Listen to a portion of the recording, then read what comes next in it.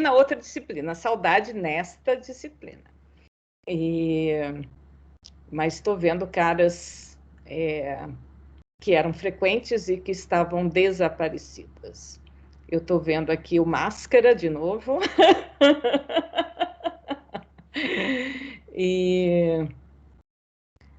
Tudo bem, Gabriel?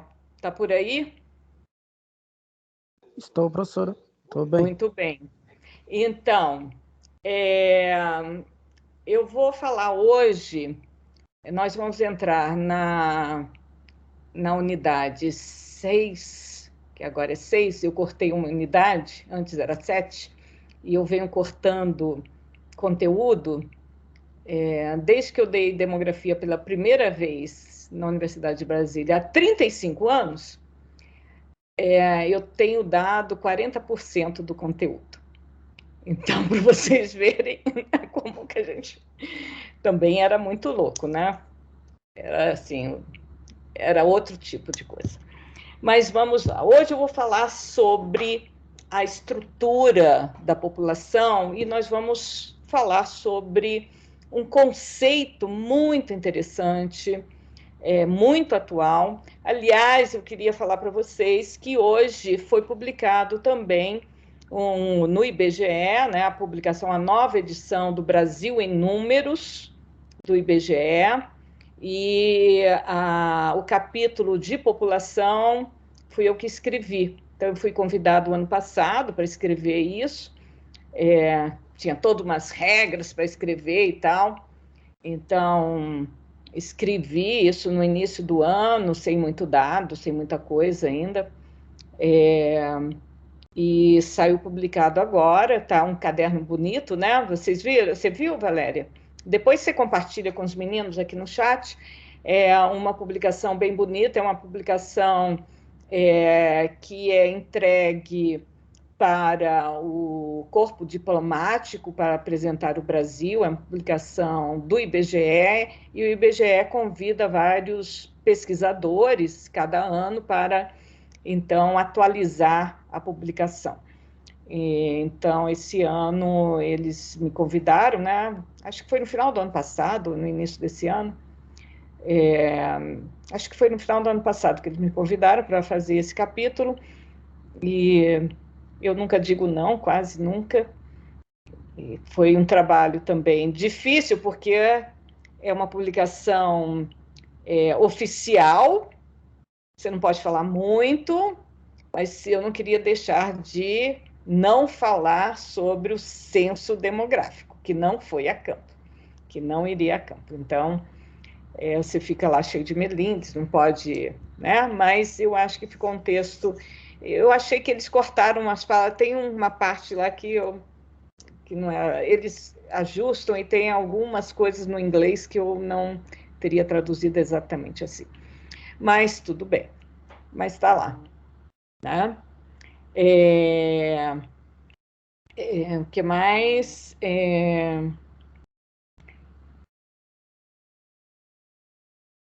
Você conheceu o Todorov? O César é fruto da psicologia. Eu tenho grandes amigos na psicologia também. Que triste a perda dele, né, César? Foi muito triste. Não, foi uma pessoa muito competente. Bom, então, nós vamos falar hoje sobre transição demográfica, que é esse conceito que também eu trago nesse texto. E tem um texto que eu coloquei para vocês, um artigo meu e da professora Marília, sobre a transição demográfica no Brasil. Agora a gente já vai ter que escrever de novo, porque atualizando isso, foi logo quando saiu o censo, 2010, a gente escreveu, e eu peço para vocês lerem também. Então, tem algumas coisas. Depois eu posso pôr também, a gente escreveu, eu e Marília, nós escrevemos um texto sobre a transição demográfica na área metropolitana de Brasília, e isso fica um texto para conhecimento de vocês, que eu acho que é um texto também para quem estuda essa região é um texto referência, né? É bem interessante esse texto. Então, vocês estão vendo a minha tela? Sim, dá para ver. Sim, professora. Eu não fiz nenhuma apresentação nova hoje, eu estava cheia de coisas para fazer, então essa é um slide que eu fiz lá para o PPG, e tem até aqui a logo do laboratório. Quando a pandemia acabar, quem sabe a gente volte a frequentar o laboratório de população e desenvolvimento. É um laboratório, a gente tem um espaço ali no prédio multiuso 1, no CEAM, e, bom, a gente tinha um montão de computador e tal, está tudo fechado já há 2 anos, e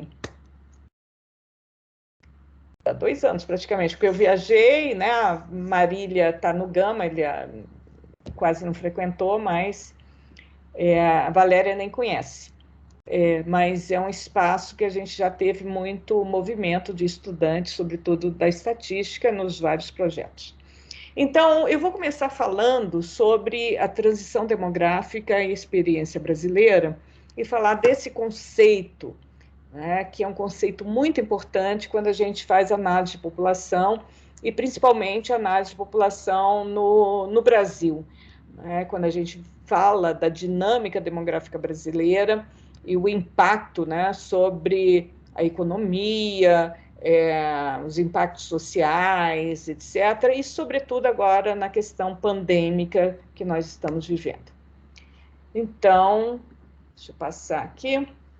Então, o que a gente vai falar hoje? Vai, né, conceituar o que é a transição demográfica.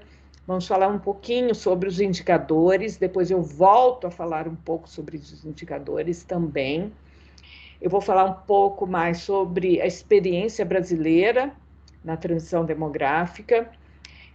Um conceito que foi cunhado, né, lá no passado, que é chamado bônus demográfico, que ficou na moda durante um período, no início do século XXI, falou-se no final do século XX, início do século XXI, e hoje perdeu-se totalmente, né, não se fala mais. Por que a gente perdeu? E esse final de perspectivas e desafios talvez ainda seja pertinente, mas eu acho que a gente tem muito mais desafios do que perspectivas, na verdade, infelizmente. Então, lembrar que esse texto foi escrito, isso é uma transparência que eu fiz já há algum tempo, já há uns 8 anos, eu acho, 7 anos, e algumas coisas, né, se agravaram. A gente tinha esperança e agora, com a pandemia, talvez muito disso a gente está fazendo revisão, né, para onde que nós vamos. Bom, o que é a transição demográfica? Vejam, a transição demográfica é um conceito teórico que foi formulada, né, à luz da relação entre o crescimento populacional e o desenvolvimento socioeconômico. É uma teoria, um conceito cunhado no início do século XX, quando se discute muito o desenvolvimento econômico e o processo de modernização nas sociedades como motor das mudanças nessa dinâmica demográfica. Então, é logo um contexto pós-Primeira Guerra Mundial. A Primeira Guerra Mundial veio mudar muito, muito a sociedade mundial. Então, muito do que eram aqueles conceitos, né, já impregnados há muito tempo, né, da propriedade rural, que vinha em transformação desde a Revolução Industrial, depois com a Revolução francesa, né, Código Civil e tudo mais, mas ainda tinha muito do tradicional, né, muito presente nas sociedades, principalmente nas sociedades ocidentais. E aí começa uma grande transformação. Uma transformação em termos do que se cunhou, né, na teoria econômica, o processo de modernização. Então, o que é esse processo de modernização? Você reconhece, não é, uma sociedade dual, quer dizer, você tem uma parte da sociedade que é moderna e uma parte da sociedade que é tradicional. Então, a parte da sociedade que está, né, em atividades econômicas modernas, né, representado pelo urbano, enquanto você tem uma parte da sociedade ainda em atividades econômicas tradicionais, representado por rural. Então, você tem aí uma dicotomia, segundo essa teoria, não é? Do rural urbano, do moderno e o tradicional. E claro que essa teoria dualista, ela veio depois, toda essa concepção dualista do mundo, ela veio ser muito criticada, e vieram outros teóricos, entre eles, né, toda a teoria de desenvolvimento da... Como é que é? Gente, do imperialismo, etc., né? E o conceito de dependência, né, cunhado lá por Fernando Henrique Cardoso com Faleto, que depois, né, foi superado, toda a questão da CEPAL, discutindo o nosso subdesenvolvimento e a vinculação com a teoria mundo, etc., etc. Bom, eu não vou entrar nada aqui, mas tem um conceito por trás, que é o conceito de desenvolvimento, né, que está por trás dessa teoria de transição demográfica, e que, dentro, né, desse escopo do moderno e o tradicional, então, se formula esse conceito de uma transição, de uma dinâmica demográfica mais presente, né, no tradicional, que seria de altas taxas de fecundidade e altas taxas de mortalidade, para, né, uma sociedade mais moderna, onde você teria baixas taxas de mortalidade e baixas taxas de fecundidade também.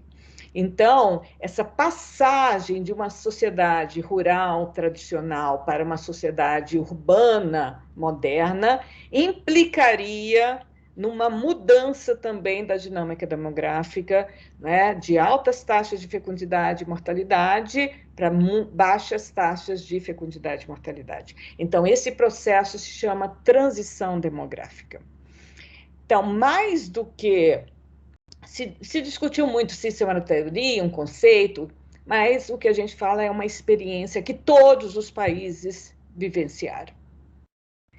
Então, mesmo países que não tenham tido um desenvolvimento social ou econômico muito acelerado, ou que não tenham tido, né, aí um desenvolvimento como se vê em sociedades ocidentais, europeias, por exemplo, ou americana, canadense, né, as sociedades mais desenvolvidas economicamente, mas os outros países também experimentaram, inclusive aqueles, né, por exemplo, os árabes, outras sociedades aí, e é o mesmo, vários países da África têm experimentado essa transição demográfica.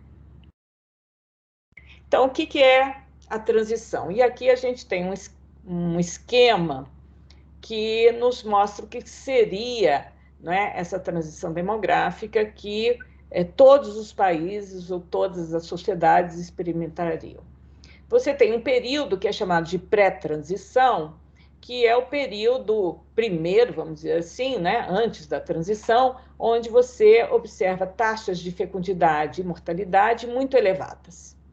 Então, você tem lá, né, taxas super elevadas, onde você tem um equilíbrio populacional em termos de volume. A população não cresce tanto, Então, a população não cresce porque você tem altas taxas de fecundidade, mas a mortalidade infantil é muito alta.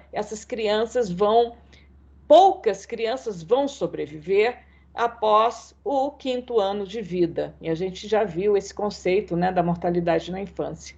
Então, a mortalidade infantil é muito elevada. A esperança de vida é baixíssima nessas populações. Então, você tem uma certa estabilidade em termos do volume da população que quase não cresce. Quando a população começa a crescer, muitas vezes vem, né, fome, pestes e dizima quase toda a população. Então, você tem esse equilíbrio em termos, né, do volume populacional. Ela não cresce tanto. A primeira fase da dinâmica da transição demográfica é quando se observa a queda das taxas de mortalidade, sobretudo da mortalidade infantil. Então, quando é que isso acontece? Quando começa uma produção de alimentos mais regular, uma distribuição de alimentos mais regular, um processo também de saneamento, né, das grandes cidades, dos grandes centros urbanos, um controle maior das doenças. Então, com isso, a população, quer dizer, a taxa de mortalidade decresce e a população começa a crescer. É nesse contexto que Malthus escreve o seu tratado, né, populacional, e que ele fala que a população cresce numa razão geométrica, enquanto os alimentos crescem numa razão aritmética.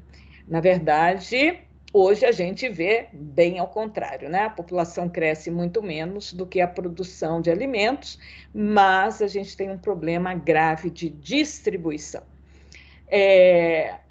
Mas nesse contexto, né, na Europa, as taxas de crescimento foram muito altas, mas comparada com a experiência latino-americana, por exemplo, ou africana, atualmente essas taxas são muito, muito menores na Europa do que a gente já observou na América Latina. Mas o que a gente tem aqui, essa diferença entre as taxas de fecundidade e as taxas de mortalidade, é que, né, estão na origem do que se chamou a explosão demográfica. Então, na década de 50, quando se observam, né, uma queda substantiva das taxas de mortalidade, sobretudo nos países do chamado terceiro mundo, e com um crescimento muito acelerado da população, o Banco Mundial e vários organismos internacionais chamam a atenção sobre a questão da explosão demográfica e o controle da fecundidade controle da natalidade, né, nos países chamados periféricos ou do terceiro mundo. E que teria, né, um crescimento descontrolado e que isso poderia afetar a questão geopolítica mundial. É nesse contexto, né, que o Banco Mundial implementa vários programas de esterilização, tanto masculino como feminino, em vários países.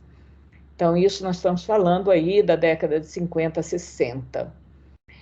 No Brasil, a gente vai ver que esse é um momento também de transição, que a gente tem a queda da mortalidade e um processo de rejuvenescimento muito forte da população. O segundo momento é um momento meio que atípico e parece, né, isso aconteceu nas sociedades ocidentais, eu estou falando Europa, principalmente, a experiência europeia, né, que é o modelo para isso. Já no século XIX, na Europa, começa a ser observada a queda das taxas de fecundidade. E esse processo de queda da fecundidade é mais recente nos países subdesenvolvidos, periféricos, e ainda, né, em processo, por exemplo, na África, Mas, em alguns países, como no Brasil, essa queda foi muito mais acelerada do que se previa. O terceiro momento já é um momento de volta a uma certa estabilidade, onde você tem taxas de natalidade e mortalidade muito baixas. E aí a tendência é que a população tenha crescimento praticamente nulo, você chega a uma certa estabilidade e nós temos um envelhecimento da população. O que acontece é que a natalidade caiu mais do que se esperava. E agora temos vários outros desafios. A natalidade está muito mais baixa e a mortalidade também caiu muito. E nós temos um contingente de população idosa que cresce de maneira muito acelerada. Então, nós vamos ver isso, que são os desafios, né, para toda a sociedade mundial, mas principalmente para sociedades como a nossa, que a gente não resolveu problemas presentes durante essas primeiras etapas da transição e agora a gente vê, né, o final da transição que traz novos problemas, novos desafios. Alguma pergunta aqui? Professora, aí no final a senhora usou o conceito de fecundidade. Seria natalidade ou fecundidade, ou seria intercambiável nessa situação? Intercambiável nessa situação. Eu estou falando fecundidade quando eu me refiro à questão das mulheres, né? E aqui a natalidade, quando a gente fala queda da natalidade, mas muito a gente se refere à queda da fecundidade e à mudança do padrão da fecundidade, que nós vimos no trabalho anterior, né? Vocês viram que houve uma mudança muito grande na fecundidade. Hoje a fecundidade em todos os estados, praticamente quase todos os estados, é muito mais baixa e muito mais tardia. Em alguns estados, muito, muito tardia. Isso no Brasil. Então, isso coloca novos desafios. Então, só para falar alguns indicadores que são importantes, eu gostaria que vocês trabalhassem esses indicadores no trabalho 2. Indicadores importantes para a gente ver a questão da transição demográfica e o impacto na estrutura etária de uma população. Então, aqui, antes, a gente fala de dinâmica populacional, então, nós falamos de natalidade e mortalidade, e nós estamos vendo como que é o impacto dessa dinâmica na estrutura etária. Então, isso que é a análise da transição demográfica, você está analisando a dinâmica, o impacto na estrutura, ok? Então, para verificar o impacto nessa estrutura, nós vamos usar alguns indicadores de estrutura etária que são muito importantes. O primeiro deles é a idade mediana. O que é a idade mediana de uma população? Alguém responde? A idade que separa as metades da população. O que? A metade fria, metade quente? Não.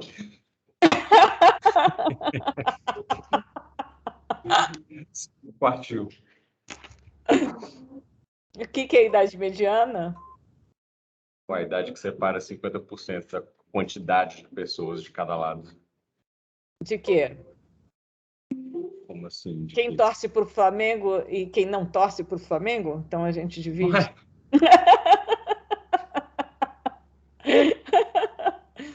Então, conceitos. Isso, muito bem, Gabriel. Que separa 50% os mais jovens, os 50% os mais velhos. Ou seja, 50% da população tem até aquela idade.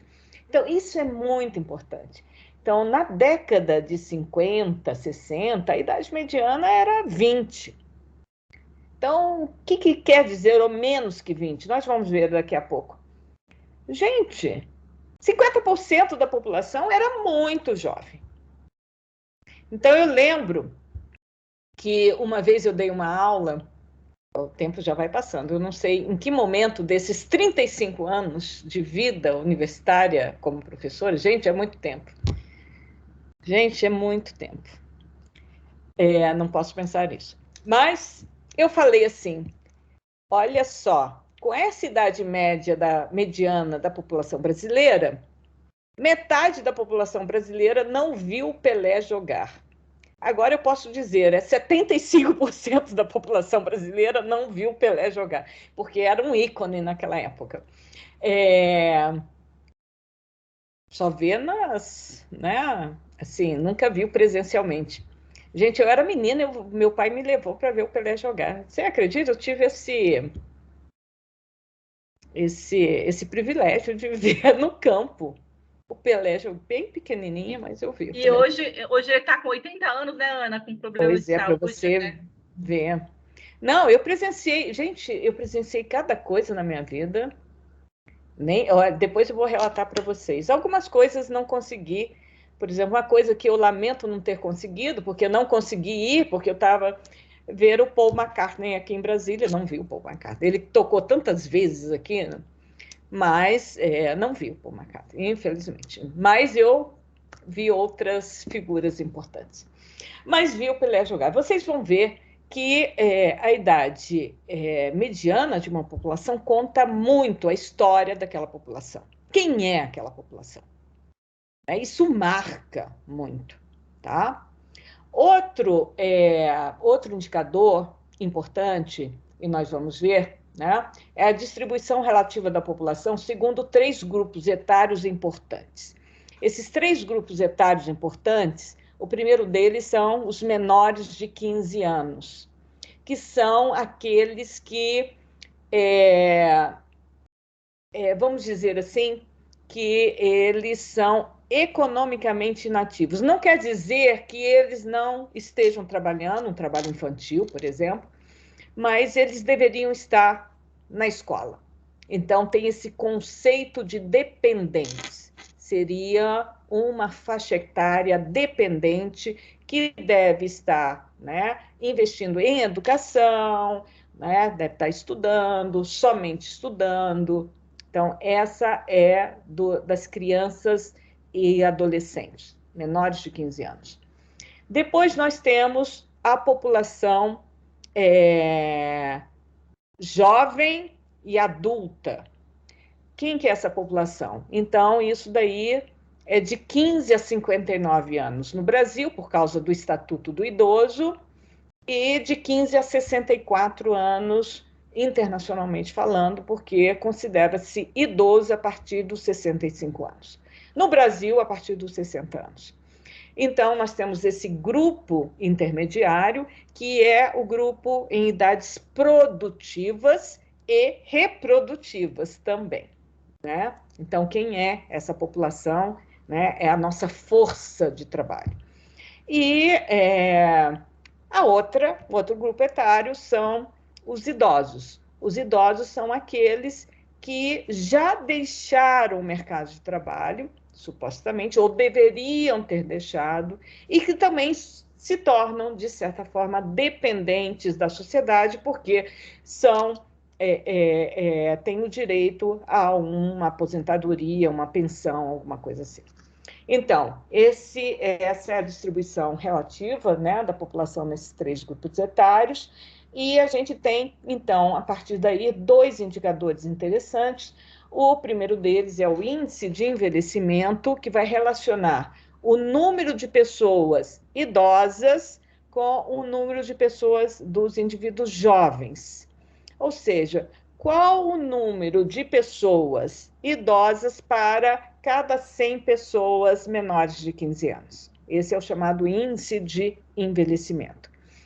E a razão de dependência é algo parecido, mas a gente vai relacionar essas faixas etárias consideradas dependentes, menores de 15 e maiores de 60 ou 65, dividido pela população nas faixas etárias intermediárias, na faixa etária intermediária, de 15 até 59 ou 64 anos, dependendo qual é a sua referência, né, em termos de população idosa. Alguma questão sobre isso? Então, esses indicadores eu quero que vocês calculem e vejam, né, e comparem aí com o Brasil, etc. Está tudo lá no trabalho 2 para vocês fazerem. Vocês vão ver que o trabalho 2 é muito tranquilo. Eu tirei toda uma parte e tal, ele está muito tranquilo para ser feito. Vocês podem fazer num fim de semana, claro, né, com... O feriado, ó. Tem um feriado, já estou pondo aqui. Não estarei disponível no feriado para vocês. Mas mandem perguntas assim que for possível, eu respondo. Bom, aqui eu pus outros indicadores da dinâmica demográfica que são importantes para você descrever a transição demográfica. Então, o que a gente olha quando a gente estuda a transição demográfica? Quais são os indicadores importantes? Primeiro, a taxa de fecundidade total, que a gente já sabe o que é a medida sintética da fecundidade, né? O número médio de filhos nascidos vivos tidos por uma mulher ao final do seu período reprodutivo, o que se espera ter. A taxa de mortalidade infantil, isso é muito importante, também vocês já sabem como calcular. A esperança de vida ao nascer, também vocês já sabem calcular, que é uma medida sintética da mortalidade. A taxa bruta de natalidade e a taxa bruta de mortalidade, a gente já sabe que ela é afetada pela estrutura etária, mas a gente pode acompanhar, né? E a partir daí a gente vê qual é a diferença e a gente tem, né, a taxa de crescimento vegetativo a partir daqui da taxa de natalidade e mortalidade. E a gente pode calcular também a taxa de crescimento anual. Essa taxa de crescimento anual, nós vamos ver brevemente, a gente pode usar um modelo geométrico, um modelo exponencial para calcular essa taxa. Ok?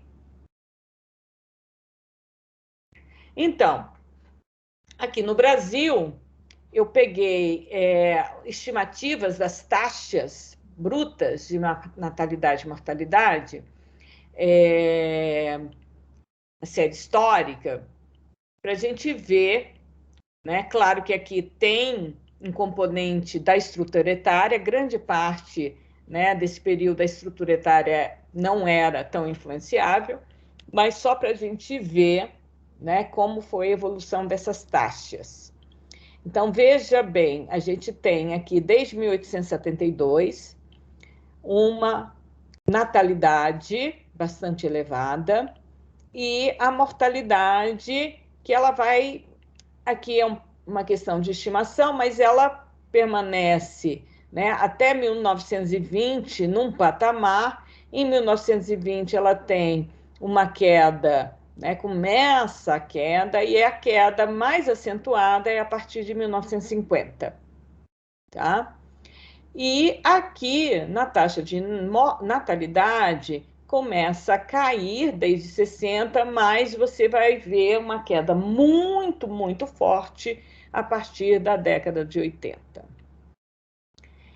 Então, na década de 50, vejam, 60, eu tenho uma diferença entre as duas taxas enorme. E aí a gente fala, é o momento que houve a explosão demográfica brasileira, taxas nunca vistas. E aqui a gente tem um crescimento, né, natural. Então, você tem, nesse período de 50 a 60, um crescimento, uma taxa de crescimento muito, muito forte. Estão vendo que foi quando a gente teve o máximo, né, de crescimento em termos de ritmo de crescimento, e começa a desacelerar, e se a gente colocar para 2050, isso daqui vai ficando negativo. Então, se a gente vir a evolução do tamanho da população brasileira desde o primeiro censo, nós temos aí um crescimento que é exponencial, né? Mais recentemente, a gente muda a inflexão dessa curva e a gente vai numa tendência a uma estabilização. Então, a gente já está com 210 milhões. Quem que colocou aí? Quanto que a gente tem? Foi eu, Ana. População? 212, 213, quase. Pois é, então, veja, em 20 anos a gente chegou aqui, ó, 213. A gente está diminuindo bastante o ritmo, né?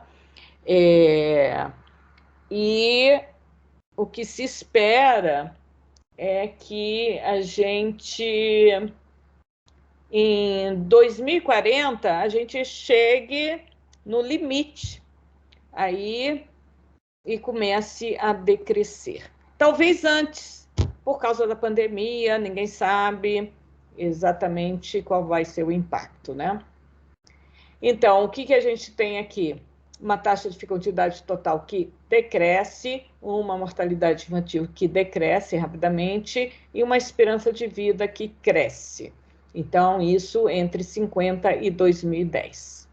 Então, essa é a nossa dinâmica demográfica que nós vimos durante esse período.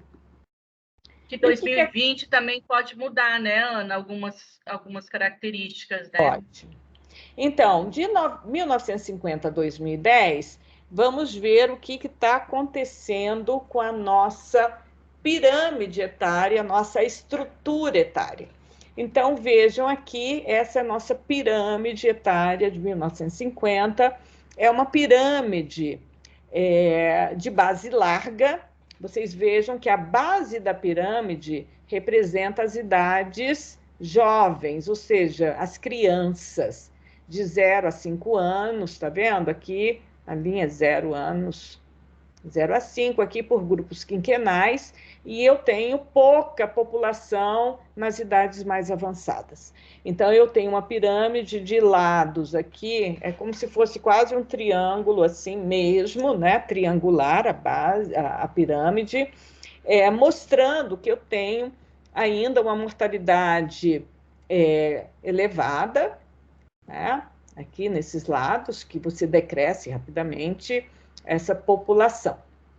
Quando eu vou para 1960, eu vejo que ainda eu permaneço com essa base alargada da pirâmide, né? E eu continuo com essa mesma dinâmica em 1960. Quando eu vou para 1970, eu começo a ver que eu tenho uma sobrevivência maior aqui, olha, nessas idades, mas aqui ainda eu tenho uma população, tá vendo? É como se aquela população anterior sobrevivesse mais. Aqui vai sobrevivendo, tá vendo? Ela sobreviveu mais, não morreu tanto. E aqui ela sobreviveu mais também. E aqui tem, ela faz assim, né? Então, isso indica, né, uma sobrevivência. Olha, em 1980, tem uma forma meio estranha essa pirâmide, que indica que houve uma sobrevivência maior, e aqui tem um ligeiro aumento. Será que houve um aumento da fecundidade? E a gente vai ver que não. O que acontece é que essas mulheres e jovens aqui sobreviveram mais e estão reproduzindo, tem mais gente para reproduzir, por isso que tem mais criança, mas não é porque teve um aumento da fecundidade. Então, essa é uma típica pirâmide em transição, a de 1980. Olha, de 91, de repente, não tem mais criança. Cadê as crianças? Então, de 80 para 91 foi um momento de muita mudança no país. Então, não tem mais criança. Então, teve uma mudança muito forte na fecundidade entre 80 e 91. Tá? Ela vinha diminuindo, mas entre 80 e 91, a pirâmide faz assim, indicando realmente uma redução drástica aí da fecundidade. Vejam, em 2000, então aqui eu tenho, ela continua com uma fecundidade baixa, não retoma. Aqui são as gerações que nasceram né, no passado, com a fecundidade em descenso, mas ainda tinha um volume grande de pessoas tendo filhos, por isso que ele tem essa, né, esse aumento ali, mas ela já fica mais reta, não triangular. Em 2010, vejam qual é a pirâmide de 2010. A pirâmide de 2010 tem uma redução ainda mais forte da fecundidade, e aqui a gente, claro que é um balão, né? É como se você aumenta de um lado, isso daqui é a proporção, então isso daqui proporcionalmente também aumenta, porque você tem uma sobrevivência também maior da população nessas faixas etárias. Então, vamos ver, passar aqui o filme, fazer uma dinâmica, sobrepondo, ó. De novo, para vocês verem a história do Brasil. Essa é a história do Brasil. Então, 50, 60 anos de história, de mudança total do país. Tá? Sim, Matheus? Professora, eu só não entendi, eu acho até que a senhora comentou, mas eu não entendi. Esse afunilamento, aí depois ela abre de novo no topo. Por que que isso acontece que eu não entendi direito? É uma proporção. Então, quando ela funila embaixo, ela tende a aumentar no topo. Mas quando você afunilou, a transição demográfica brasileira é sobretudo devido a uma queda da fecundidade. Mas também a gente tem um aumento da sobrevivência dos idosos. Os idosos começam a viver um pouco mais. Então, você tem mais idosos. Claro que esses idosos aqui, olha, a população de 40 anos, em 2010, nasceu quando você tinha uma dinâmica demográfica de muita alta fecundidade. Ainda a fecundidade era alta com a queda da mortalidade, então sobrevivia muito mais. Então, esses indivíduos foram sobrevivendo, então vai alargando a pirâmide, tá vendo? É uma questão proporcional e vai tendo menos crianças, então proporcionalmente a pirâmide vai ficando mais quadrada. Então, ela deixa a forma piramidal triangular, né? E vai ficando quadrada. A minha dúvida é mais no topo, professor. Eu me expressei mal. No Aqui? topo. Ela funila para depois abrir. Aqui é porque, não, isso daqui tem uma questão que aqui, muito boa a sua pergunta, Matheus, porque isso daqui eu fiz no Excel, o Excel não considera que a gente está trabalhando com histograma. Isso daqui é um histograma. Vejam, aqui o certo teria sido que esse grupo etário que é aberto, lembra que tem uma amplitude diferente, você tem que dividir. Então, isso daqui, esse abrir, esse porque abre, é porque é um erro do gráfico, mas nós não estamos considerando isso, tá? Porque eu deveria, então, diluir, eu deveria trabalhar com densidade de frequência e não com a frequência que eu estou trabalhando aqui. Mas a sua pergunta foi muito, muito boa. Lembrando que esse abre no final é um efeito gráfico, não é um efeito. Ela vai funilando, mas como eu estou cortando ali no 80, eu não estou pondo até 100, o ideal é que eu abrisse mais. Mas isso é uma representação e o meu professor clássico de demografia teria... você sabe que isso daqui é um histograma, que não sei o que, tarará, tarará. Mas no Excel é até que eu faço o histograma e tal. E os americanos não estão nem aí. É a abordagem francesa que considera o histograma e faz. Mas os americanos não estão nem aí para isso. Mas aqui, entendeu por que abre? Porque o último grupo é aberto e não é quinquenal. Então, eu agrupo mais gente. E, na verdade, não se pode comparar com os outros grupos. Então, deveria ser assim. Sim, Matheus? Obrigado, professor. Oi. Professor, os fatores que influenciam uma mudança mais rápida ou mais devagar da estrutura etária de um país são, tipo, modernidade. E, tipo, você pega, assim, em comparação até aos países europeus, eles passaram por essa transição mais rápido ou de forma mais devagar? Muito mais devagar. Eles demoraram 100 anos, 150 anos. Foi muito mais lento a transição, mas eles também sofreram muito guerras, né, que marcaram muito a pirâmide deles. Então, a gente vê a pirâmide francesa, quando eu estudei, né, fiz meu mestrado, o exemplo sempre era a pirâmide francesa, que tem as marcas da guerra. Uma pirâmide conta a história. Aqui, a nossa história é mais, né, está mais impregnado na nossa história as mudanças em termos de mortalidade e fecundidade. Vocês estão vendo que a migração internacional ela é diluída nesse processo. A gente não tem um impacto tão grande da migração na pirâmide, mas a pirâmide também traz a história da migração. Então, ou de eventos, né? Por exemplo, que nós vamos ter numa pirâmide agora, né? Qual foi o impacto da Covid? Será que a gente vai ter um impacto aí, vai ter uma diminuição ali dos grupos etários mais avançados, no topo da pirâmide? Como é que seria e como é que está sendo? Então, isso vai ser interessante estudar essa diferença, não é? Então, nós vamos comentar um pouco mais sobre as pirâmides, os fatores que intervêm, mas antes disso, eu queria trazer um conceito para vocês, que é um conceito econômico. É esperado que as transições sejam mais rápidas? Não necessariamente. A África está demorando mais na sua transição, a própria Índia demorando mais na transição, porque é a questão cultural.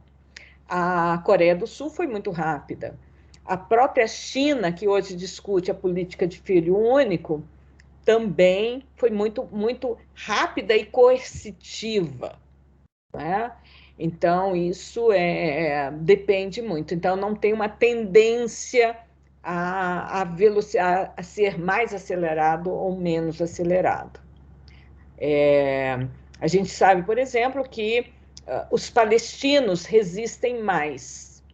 Eles têm uma fecundidade mais elevada, como uma forma de resistência também. Então, cada nação, cada sociedade reage, né? Tem uma dinâmica, e isso é muito pautado por questões culturais e políticas. Ok? Então, isso é bem interessante a gente... E tem um texto que eu coloquei também para vocês, que é de um amigo, que é do Fausto Brito, que eu gostaria muito que vocês lessem, que é a transição demográfica e as desigualdades sociais no Brasil. Então, a transição demográfica, a gente viu no Brasil desse jeito, mas ela é muito diferente, né? Regionalmente, como a gente mostra no artigo com Marília, mas se você trabalhar com classes sociais, como a gente trabalhou na questão de Brasília, da área metropolitana de Brasília, você vai ver como esse ritmo é muito diferenciado, tá?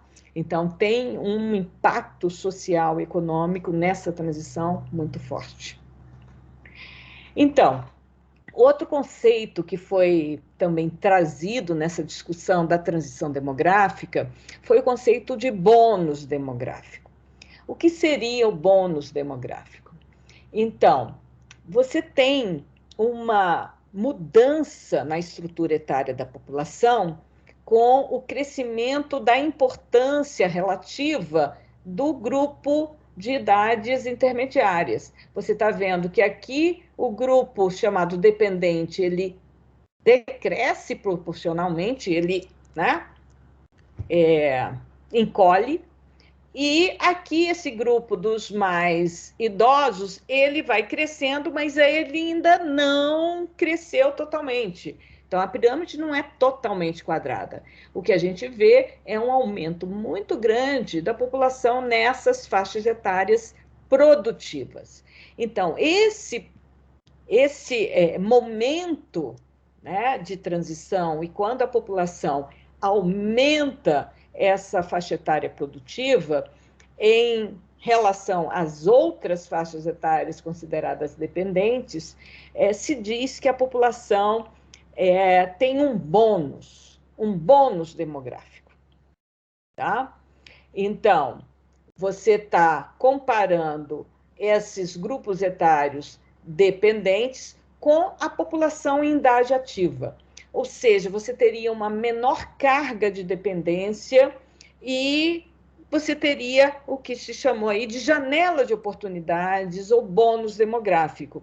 Porque você deixa de ter um grande investimento na população menor de 15 anos, que é um investimento da educação, que custa muito, investimento em creche, né? É um grande investimento, esse investimento já foi feito, você não precisa mais investir, e o investimento em previdência, né? No envelhecimento, atenção à saúde da população mais idosa, ele está crescendo, mas ainda está crescendo lentamente. Ainda não está aquela grande dependência. Você tem um grande contingente da população ainda em idades produtivas. Então, esse é o bônus. Então, aqui a gente vê, né, como é que a gente tem a questão da razão de dependência. Aqui eu tenho a proporção de idosos que cresce, a proporção de jovens que decresce e a razão de dependência total, ela decresce. Ou seja, a carga de um país em termos de estrutura etária, ela reduz. Então, isso é uma oportunidade. Se você tem aqui a população em idade ativa, olha só, a razão de dependência, né, ela é menor que a população em idade ativa. Neste momento, aqui, do cruzamento das duas curvas, é que se fala que abriu a janela de oportunidades. Então, abre-se, né, a janela de oportunidades, ou seja, a partir daí, vocês estão vendo essa diferença? Essa diferença aqui é chamada do bônus demográfico. Então, se a gente vê a projeção do Brasil até 2060, aqui eu estou trabalhando com a projeção, a versão antiga, não a de 2018, porque esse foi feito, né, anteriormente, mas a ideia é a mesma. Então, aqui nós temos uma projeção, uma fecundidade que decresce até 2060, é basicamente a mesma. É a esperança de vida que aumenta, também é a mesma da revisão 2018. E até 2060, vejam aquele gráfico que eu mostrei anteriormente, da taxa bruta de natalidade, ela vai decrescendo, a taxa bruta de mortalidade, ela vai crescendo. Por que ela cresce?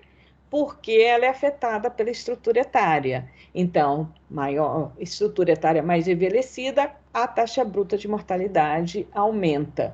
Vejam o que acontece com o crescimento natural, vai diminuindo e vai sendo negativo. Ou seja, a população brasileira vai começar a decrescer a partir aí da década de 2040, segundo a projeção de 2013, isso muda um pouquinho para 2018, mas é mais basicamente isso. Então, esse é o nosso futuro. E esse futuro, ele não vai mudar muito. Por quê? Porque tem uma questão que chama-se a inércia demográfica. Vejam, o que é a inércia demográfica? Em 2060, grande parte da população, daqui 40 anos, já nasceu. Quem estará vivo em 2060? Eu espero estar. Nós estamos falando, 2060, mas vocês certamente estarão. Então, grande parte da população de 2060 já nasceu. Então, a gente faz previsão, né, com base em algo, né, que já está presente. Então, a gente chama da inércia demográfica.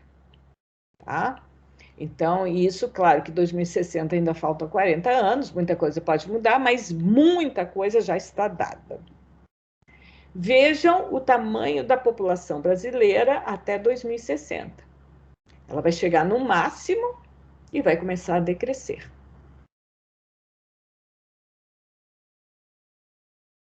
E o que acontece, né, com a razão de dependência?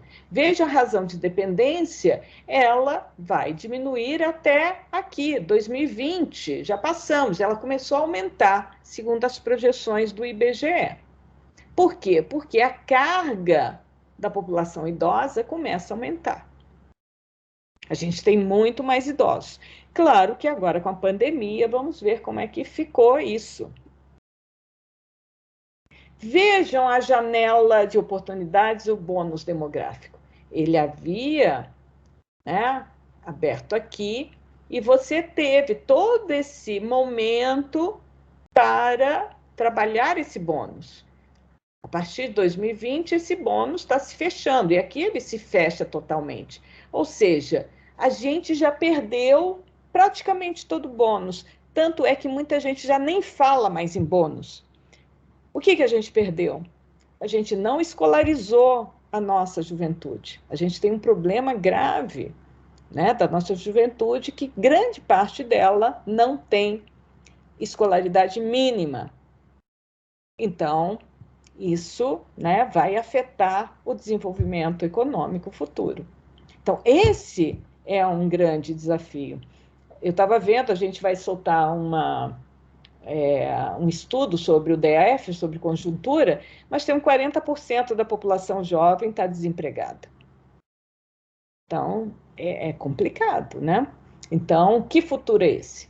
Então, isso é interessante em termos da estrutura etária. Então, só para a gente fechar em termos de transição demográfica, então a gente viu, né, a relação entre natalidade e mortalidade, que essas mudanças, né, não temos um efeito linear nisso. Eu não avancei muito, mas a gente não tem, né, um comportamento linear, nada é assim, você põe e isso vai acontecer assim. Uma outra coisa que é muito importante a gente pontuar, e que eu falei, que o texto, né, do Fausto Brito traz muito bem, que essa experiência não é homogênea em todo o território. E eu me perguntava há 7 anos se estamos aproveitando o bônus demográfico. Com a pandemia acabou o bônus, acabou mesmo, não tem mais. A gente realmente, em termos de educação, a gente aumentou a desigualdade. Eu não sei qual é o futuro, infelizmente, mas vamos pensar mais positivamente. E nós temos aqui o rápido processo de envelhecimento da população brasileira, que aumenta em muito as demandas de saúde, previdência e assistência social. E agora, com a Covid, o que a gente está vendo é que é um aumento da carga, né, de cuidados, porque a Covid tem sequelas importantes. Então, aí ainda não foi totalmente mensurado, mas em termos de carga de doenças, a Covid veio para colocar esse peso enorme. Além disso, a pandemia nos trouxe um outro aspecto importante, que é o aspecto da saúde mental. Então, essa é uma carga muito grande para a sociedade, a saúde mental. Então, que antes não era colocado e cada vez mais está sendo colocado, e que a gente precisa considerar. Então, esses são aspectos muito relevantes. Então, aqui eu falei sobre isso. Deixa eu ver o que eu queria mais apresentar. Cadê a outra? Ixi, acabou. Aqui. Pausa para nossos comentários. Tem comentários?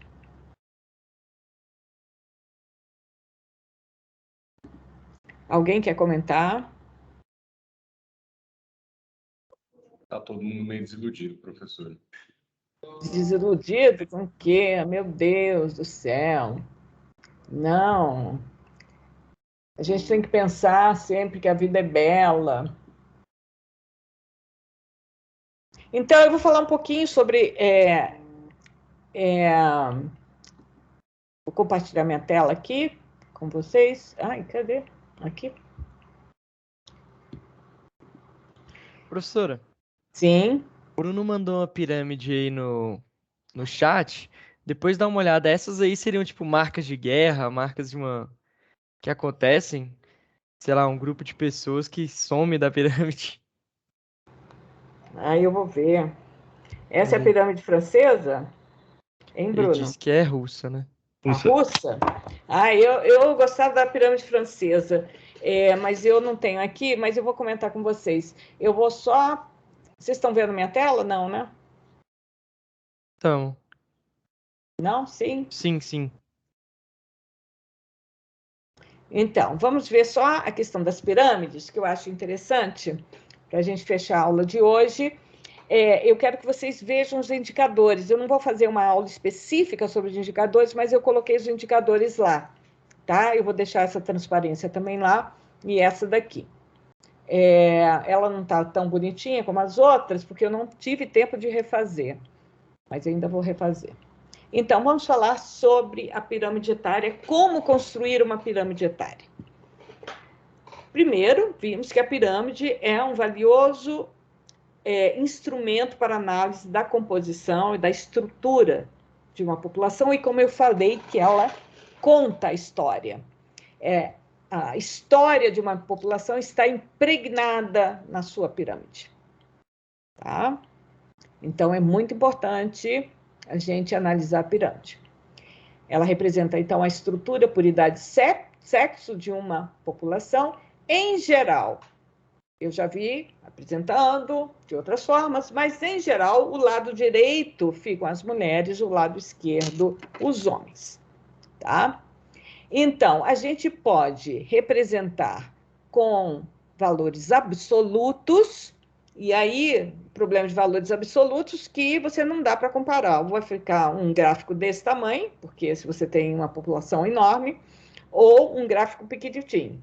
Geralmente, a gente está interessado em analisar a estrutura, então nós vamos usar a proporção. E a proporção em relação ao total, não ao total de homens ou total de mulheres, mas ao total, a soma total, porque a gente quer saber da estrutura por sexo e idade ao mesmo tempo. Porque tem populações que têm um lado, né, maior do que o outro, ou seja, indicando um desequilíbrio entre sexos. Isso também são características importantes para serem avaliadas. Ou algumas faixas etárias que apresentam esse desequilíbrio e que estão contando a história da população.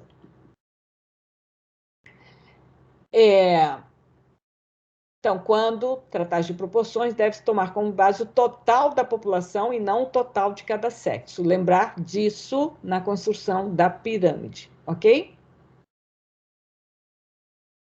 Então, aqui é a pirâmide do Distrito Federal, feita rapidamente. Então, o que a gente vê é a pirâmide de 2000. O que a gente vê nessa pirâmide? O que ela está contando aqui para a gente?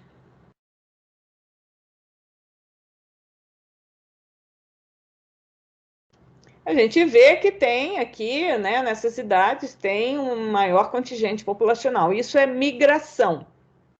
Então, nós temos migrantes. Então, em geral, quando a gente tem assim, a gente tem que buscar saber qual é a dinâmica demográfica e o que aconteceu ali. Aqui é a migração. Então, para você ler uma pirâmide, você tem que ver 3 fatores. Primeiro, você vai ver sobre os nascimentos, a base da pirâmide. Tá? Então, como é que foi esse efetivo de nascimentos desde a base e como é que foi acontecendo ao longo dos anos? Porque essa base, ela vai ficando, vai subindo, né? com as idades. Então, você pode saber no passado como é que foi. Então, qual foi o efetivo de nascimentos de cada corte, de cada faixa etária que eu estou representando. A gente pode ver a importância da mortalidade e a importância das migrações. Aqui tem uma pirâmide que me impactou muito, e agora ela já mudou, mas eu estava na Bélgica naquela ocasião do genocídio de Ruanda. Então, no ano seguinte, fez-se a pirâmide. Então, a pirâmide impregnada pelo genocídio foi uma questão assim que me causou muito impacto. Então, as pirâmides contam a história como essa pirâmide que o Bruno colocou e a gente vai analisar daqui a pouco. Então, a gente tem alguns tipos, pirâmides típicas, que são tipologias ou modelos. Nem sempre a gente encontra exatamente assim, mas são modelos. Então, essa é uma pirâmide que diferencia, quer dizer, eu tenho uma pirâmide tradicional, que é bem triangular, que é uma situação de equilíbrio, de alta mortalidade e alta fecundidade, como a gente já falou, um período pré-transição. Nessa pirâmide aqui, que é uma pirâmide dita crescente, por quê? Porque eu tenho uma base muito alargada, vocês estão vendo, e aqui está representando pelos 3 grupos etários. E aqui eu tenho uma base muito alargada, com os lados muito inclinados. Os lados muito inclinados. Isso me mostra que ainda eu tenho uma elevada taxa de natalidade, uma razão de dependência elevada, principalmente devido à população jovem, uma idade média muito baixa e é típica de países ou regiões que está começando a crescer rapidamente com redução da mortalidade infantil. Ou seja, a mortalidade infantil reduziu e eu estou sobrevivendo cada vez mais. Então, a base vai ficando alargada, ela vai se alargando, porque no início, né, aquelas crianças vão sobrevivendo no primeiro grupo e depois vão sobrevivendo. Ok? Então, essa é a primeira pirâmide. Essa segunda pirâmide, vejam, ela é uma pirâmide que já tem uma base mais estreita, ela inclina dos lados de uma quase vertical, ela já tem uma baixa natalidade, uma baixa mortalidade. Então, é típica de países que registram queda na sua natalidade, ou seja, ela tinha já um processo de queda da mortalidade e agora cai a fecundidade ou natalidade. Vejam essa pirâmide aqui, é uma pirâmide que ela, de um processo de queda inicial, ela continua com o processo de queda da fecundidade. As taxas de mortalidade são reduzidas, você aumenta, né? Quer dizer, a razão de dependência ainda está em declínio, mas ela já começa a aumentar devido a esse grupo de idosos que começa, né, a ser mais importante. Então, a idade média também começa a se elevar, ok? Então, era típica de grande parte dos países desenvolvidos. Aqui a gente tem pirâmides que ficaram conhecidas. Essa ficou conhecida como a pirâmide do Japão, que teve um pouquinho de aumento da fecundidade, mas foi só um momento de transição. Mas isso não é muito, às vezes, muito observado. É uma pirâmide muito envelhecida que, em um momento, tem um aumento da fecundidade. Aqui a pirâmide brasileira, que a gente já viu, em termos agora de pirâmide, como a gente pode caracterizar. Vocês estão vendo a fecundidade cai, né? Você tem um aumento, né, das mulheres na idade reprodutiva e você ainda tem aqui uma base alargada, não porque você tenha um aumento da fecundidade, mas porque você tem um aumento das mulheres em idade reprodutiva. Aqui nós já vimos as pirâmides, já comentei com vocês. Aqui está mais bem descrito. E aqui são as pirâmides esperadas, né, da projeção. Vocês estão vendo a pirâmide 2020, essa deve ser a cara da nossa pirâmide de 2022, ou um pouco mais envelhecida, porque a fecundidade diminuiu mais do que se previa. E para 2050, a gente espera essa pirâmide populacional. Interessante, né?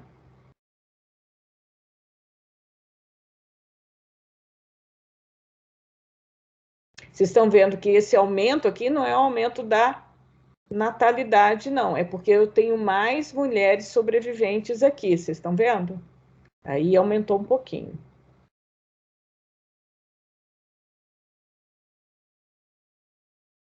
Então, aqui, África em 2005, como é a pirâmide. A Itália em 2050. Estados Unidos em 1950. Então, você tem aqui, né, África Ocidental, Europa Ocidental, a diferença. E cada faixa etária corresponde a uma geração, e a gente pode saber o que aconteceu. Aqui é a pirâmide da França, e essa pirâmide ela ficou meio assim, mas porque está 70 e 93, aqui já foi preenchida, mas depois eu comento. Aqui é a pirâmide mundial, como a gente está indo, e você pode ver outras pirâmides. A pirâmide do... Deixa eu ver se eu consigo aqui...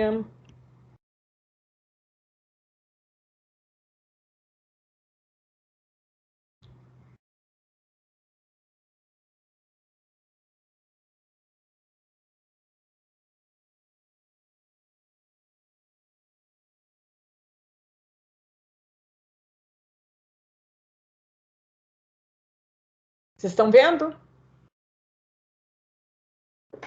De quando é esse pirâmide, Bruno? 96. Muito interessante, né? É da Rússia? Isso. Então, vejam bem, a gente pode começar pelo topo. Estão vendo aqui os idosos, né? Vocês veem que tem um contingente feminino muito maior que o masculino. Isso daqui é efeito, né? Isso é efeito da Primeira Guerra Mundial. E você está vendo aqui, olha, a falta de nascimentos, que quase não vê aqui, mas a falta de nascimentos justamente no período da Primeira Guerra Mundial.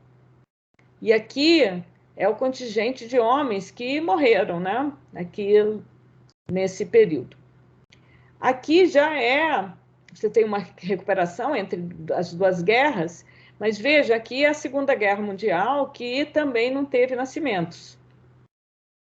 E é a grande mortalidade da população nessa faixa etária, tá vendo?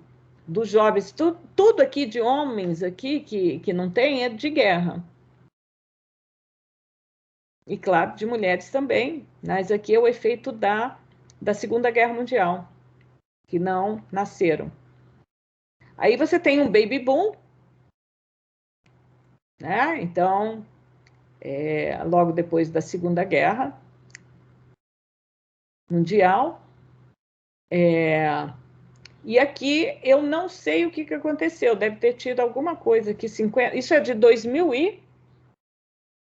É de 96. Então, os de 50, na verdade, são os que lutaram a Segunda Guerra. Então, aqui que é o efeito da Segunda Guerra. Não, você falou 96. Então, isso, 96. 96, esses que têm 50 anos, em 96, Então, em plena Guerra Mundial. Então, aqui é a Guerra Mundial, né? A Segunda Guerra. Isso. Tá certo? Aqui deve ser a Primeira Guerra, junto com a Revolução Russa. Isso daqui a gente tem que ver bem a história de quando foi levantado. Contexto Então, histórico, né? Época, data. Então, aqui, certamente aqui ele está falando, né, do que representa cada um desses. Aí você tem a recuperação, mas não tem aqui o Stalin, né? Porque aqui é o Stalin que mandou matar um montão de gente. Então, logo depois antes da Primeira Guerra, da Segunda Guerra Mundial. E depois você tem, né, aqui a redução da fecundidade. Tá vendo como reduz a fecundidade? Muito. Aí você tem aqui, né, a perestroika, glasnost, e o fim da União Soviética. Olha como cai. Ninguém mais quer ter filhos. Esse é um grande problema daqueles países, Geórgia, Azerbaijão, todas as ex-repúblicas soviéticas, eles estão com um grave problema de muito, muito baixa fecundidade. E não tem, né, culturalmente, eles não vão ser uma Suécia. Por quê? Porque você não tem uma revolução de gênero. Então, aqui, a gente teria que investigar um pouquinho mais do que representa cada um desses. Mas muito interessante essa pirâmide. Então, é interessante a gente ver pirâmide, porque a gente conhece a história, né, de 100 anos de um país. Olha, 100 anos da história. Aqui é a Rússia, né? A gente pode ver, né? Não é todo a União Soviética, mas quando a União Soviética se desintegrou, aliás, eu estive no Muro de Berlim, essa é uma outra coisa, eu tenho a foto no muro, quando ainda tinha muro, peguei uma pedra do muro, olha só, gente, e quando a União Soviética se desintegra, ela perde 10 anos de esperança de vida entre os homens, sobretudo entre os homens. Então, teve, claro, uma revisão estatística, claro, parte por isso, mas parte por um aumento muito grande da mortalidade devido ao alcoolismo. 10 anos de esperança de vida perdido. Tá? Então, nós vamos calcular agora na pandemia quantos anos a gente vai perder aqui no DF. Então, vai ser bem, bem interessante. Então, eu estou vendo que vocês estão pondo comentários, mas eu não estou vendo nada ainda. Deixa eu ver aqui. Tá todo mundo achando o máximo que você foi no muro e pegou a pedra. Ah, é? Ana, você deveria escrever um livro sobre essas histórias. E, assim, relacionar isso com a estatística seria ótimo. Tem que ter tempo, né? Tem que ter tempo. Não, tá parecendo, eu falei para uma colega, né? Foi muito engraçado. Eu fui numa reunião, a reunião da OPAS aconteceu em Havana, Cuba. E aí eu estava lá, e aí, naquele momento, eu falei para uma amiga: olha, o Papa estava em Cuba, o Chaves estava em Cuba, o Fidel, claro que estava em Cuba. Quem mais estava em Cuba? Eu falei, Ana Maria Nogales estava em Cuba na mesma semana. Muito engraçado, mas muito engraçado.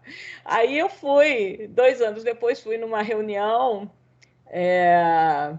lá no IBGE, no INE de Lima, no Peru, E em Lima, naquela semana, teve um jogo do Brasil contra o Peru, ou seja, a seleção brasileira estava em Lima.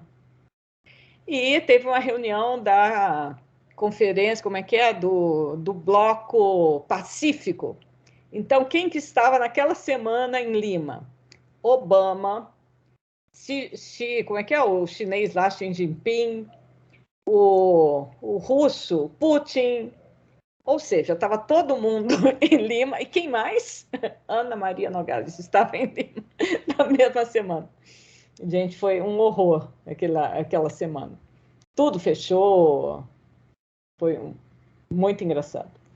Mas aqui, vocês, então, no exercício, a gente pode voltar aqui, se vocês querem ver o exercício, o que nós vamos fazer? O exercício. Vocês querem ver o trabalho? Como assim? Sim, pode mostrar aí. Trabalho de vocês, cadê? O que vocês vão fazer, né? Ai, tá aqui. Deixa eu entrar aqui na...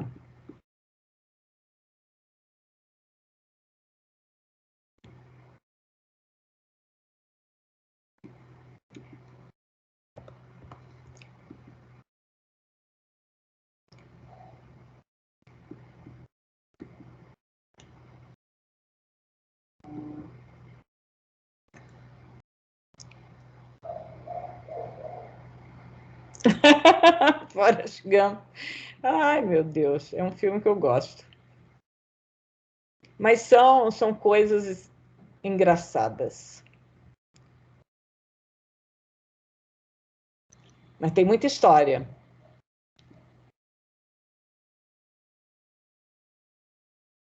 Trabalho 2.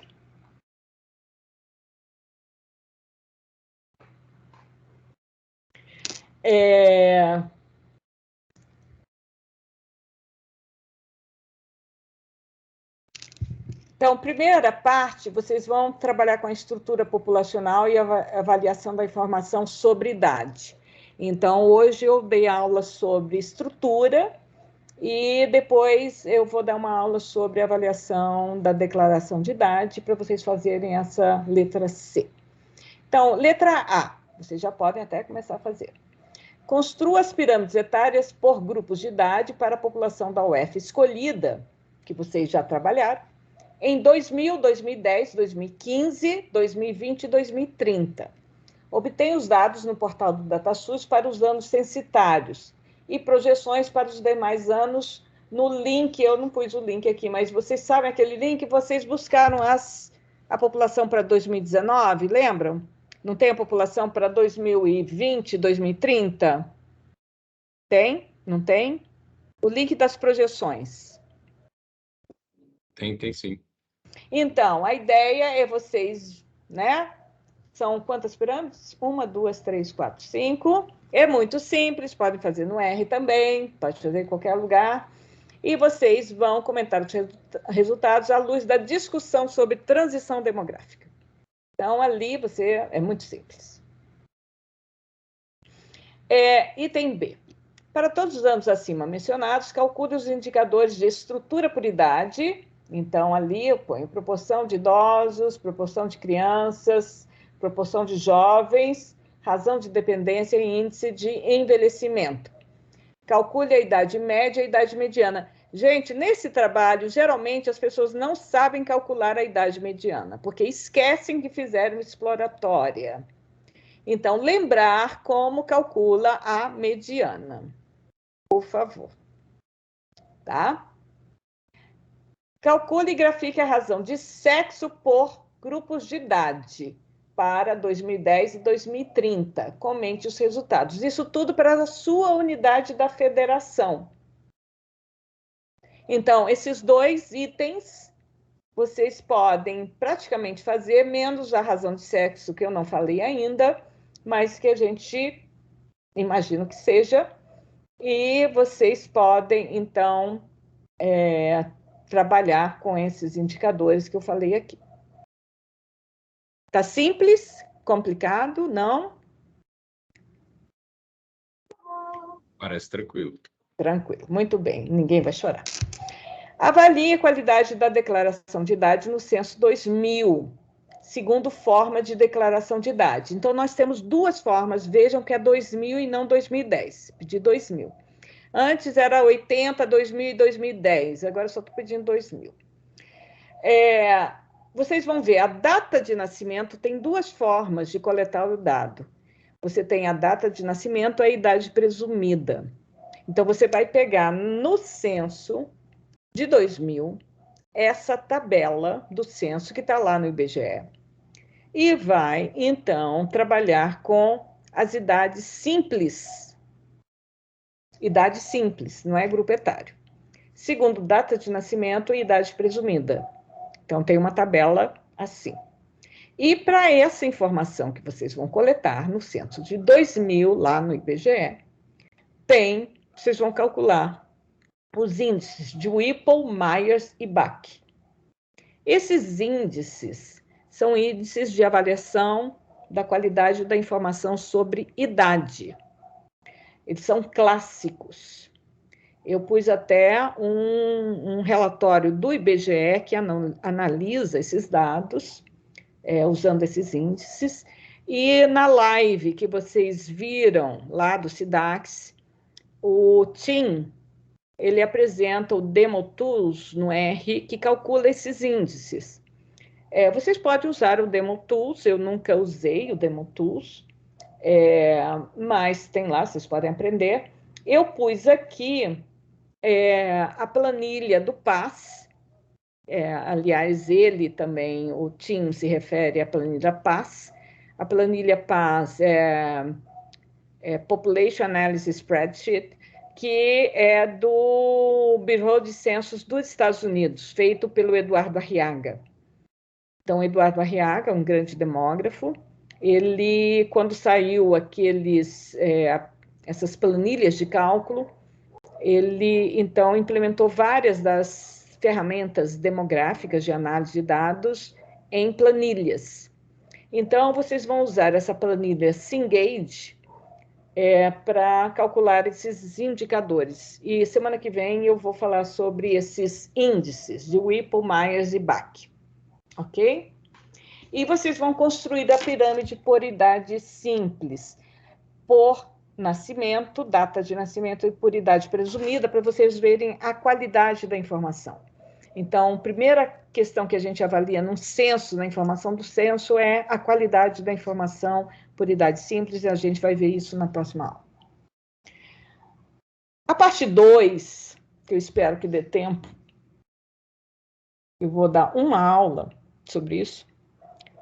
A gente vai falar sobre projeção de população. E nós vamos, primeiro, tá? Vocês vão ler esse estudo do IBGE, que está já disponível, e vão comentar sobre a metodologia de projetar a população e a metodologia para estimar a população dos municípios brasileiros. Brevemente, tá? Principalmente, eu quero que vocês tenham uma visão crítica. Claro que eu sei que em pouco tempo vocês vão ter dificuldade nisso, mas a gente vai discutir um pouco mais, tá? Não se preocupe. E eu gostaria que vocês fizessem um exercício de projeção. O exercício de projeção vai ser o seguinte: pegar a população de 2010, que vocês já têm, da UF escolhida por vocês, e vamos projetar até 2020, considerando população fechada, ou seja, ausência de migração.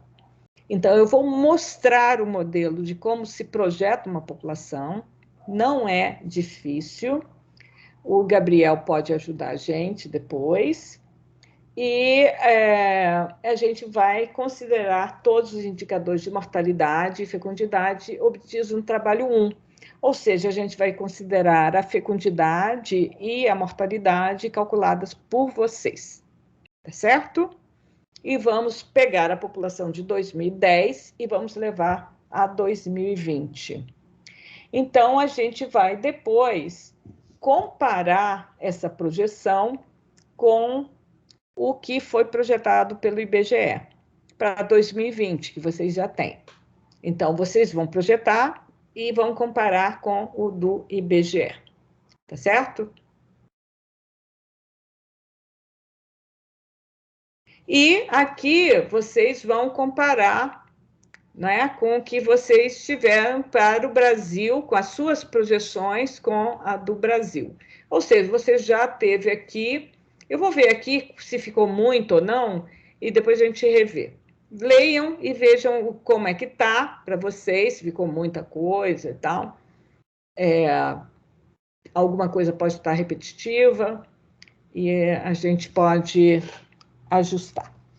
Tá bom? Sim, senhora. É melhor pegar uma que tá ali mais. Quê? Sim, senhora. Tudo certo. Alguém falou lá atrás, mas não ouvi. Professor, eu tenho uma dúvida da tarefa de padronização. Na padronização indireta, a gente pode usar a mortalidade padrão como se fosse a média das outras mortalidades dos países? Até você pode, mas a ideia da mortalidade não precisa ser uma mortalidade média. Pode ser outra mortalidade. Mas você pode usar uma mortalidade média, se quiser. Ok, obrigada. Pode. Poder pode. Ana, eu vou aproveitar e lembrar o pessoal que tem algumas atividades que estão vencendo agora no dia 8, e eu andei dando uma olhada, está tendo, assim, talvez algumas pessoas estão esquecendo, então dê uma olhadinha, tá, gente, na unidade 4, unidade 5, tem algumas a padronização, eu posso até deixar para depois, um pouco mais, né, dar mais, porque vai ter o feriado, então posso até deixar o feriado, se vocês quiserem. Isso, coloque em ordem todas as entregas aí. Querem ou não? Alguém quer? Com certeza. Sim, por favor. Ninguém falou nada até agora. 3, 2, 1. Não. Alguém se manifestou no chat aqui? Estou vendo. Aceitam? Ai, que pena. Eles estão assim, Ana, sim. Sim.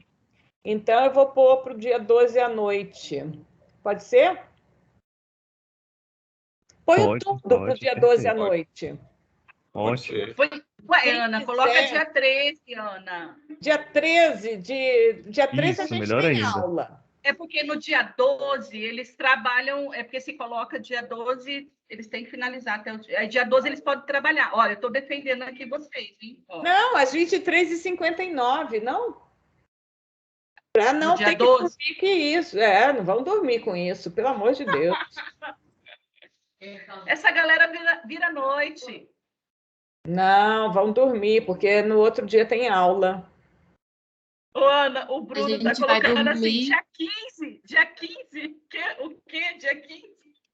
Não, senão a gente não tem tempo para corrigir. Então, a gente vai dormir pensando no desafio. Eu vou deixar o desafio para o dia 15.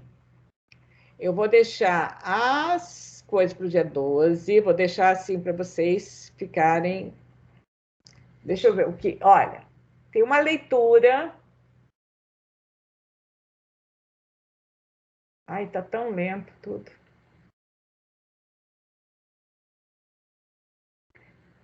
Comentários sobre... Os comentários sobre o webinário para o dia 12. O exercício de padronização para o dia 13. Pode ser? E o desafio para o dia 15. Pode ser? Tá ótimo, professor. Fica ótimo, professor. Bem melhor. Fica perfeito, professor. Porque aí fica espaçado, vocês se organizam. Lembrando que tem o exercício de migração que está para o dia 15, tem uma leitura. Então, vocês não deixem de ler. porque tudo vai acumular depois. Como o desafio é mais complexo um pouquinho, eu vou deixar no dia 15, mas lembrando que dia 15 tem a leitura da migração, tá?